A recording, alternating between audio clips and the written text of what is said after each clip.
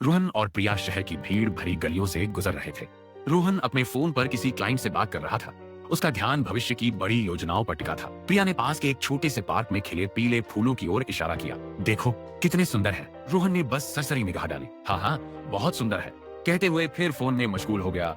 वो अक्सर प्रिया से कहता, बस ये प्रोजेक्ट पूरा हो जाए, फिर हम दुनिया घूमने चलेंगे, बड़े घर में रहेंगे। प्रिया मुस्कुरा देती, पर उसकी आंखों में पल भर की उदासी उतर आती थी। दिन हफ्तों में, हफ्ते महीनों में बदल गए।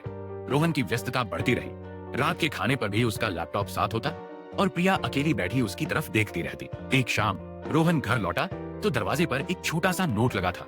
मुझे कुछ समय चाहिए रोहन, खुद को ढूंढने के लिए। घर खाली था, प्रिया जा चुकी थी। सन्नाटे भरे कमरे में बैठकर रोहन ने चारों ओर देखा। मेज पर प्रिया की लिखी एक अधूरी कविता पड़ी थी। उसमें उन पीले फूलों का जिक्र था। उसे याद आया प्रिया की खिलखिलाहट, सुबह की चाय पर उसका गुनगुनाना, उसकी बनाई हुई हाथ से बनी छोटी छोटी चीजें, वो सब पल जिन्हें उसने हमेशा बाद के लिए टाल दिया था। रोहन को एहसास हुआ कि उसने कल की तलाश में अपना आज खो दिया था।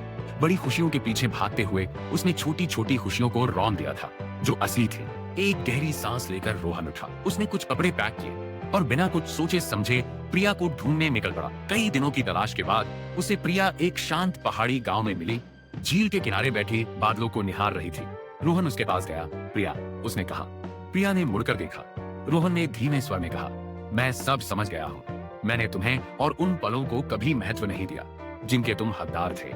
मुझे माफ कर दो। प्रिया की आंखों में आंसू थे, पर एक सुकून भरी मुस्कान भी थी। उसने अपना हाथ आगे बढ़ाया और रोहन ने उसे थाम लिया। एक नया अध्याय शुरू हो चुका था। कुछ महीने बाद वे एक पार्क में बेंच पर बैठे थे, बिना किसी फोन या लैपटॉप के, बस एक दूसरे की बातें सुन रहे थे, ठंडी हवा का आनंद ले रहे थे। उनकी आंखों में अब एक नई चमक थी, वर्तमान में जीने की, हर छोटे पल को संजोने की चमक। उन्हें अब पता था कि सच्ची खुशियां कहीं दूर नहीं, बल्कि हमारे ठीक सामने होती हैं, बस उन्हें महसूस करने की जरूरत है।